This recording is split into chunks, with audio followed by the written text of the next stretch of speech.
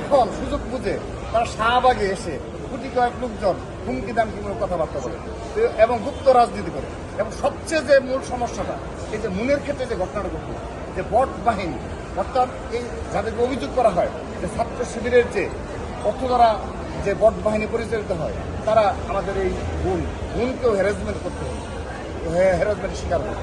এর জন্য তো দায়ী তারা। তো এরকম প্রতিটা ইস্যুতে ছোটো কোনো ঘটনাকে তারা এই ছাত্র সমাজের সামনে বৃহৎভাবে আমাদের ছাত্র দল কলুষিত করার জন্য, বিভ্রান্ত করার জন্য চেষ্টা চালায়। তো এরপরে পক্ষ হওয়া সম্ভব, এসব হুমকি দামকির পর বিপক্ষ হয়। এজন্য আমরা আশা রাখবো তারা তাদের যে গতানুগতিক ধারার অতীতের রাজনীতি, গুপ্ত সংগঠনমূলক রাজনীতি, সেখান থেকে তারা বের হয়ে আসবে।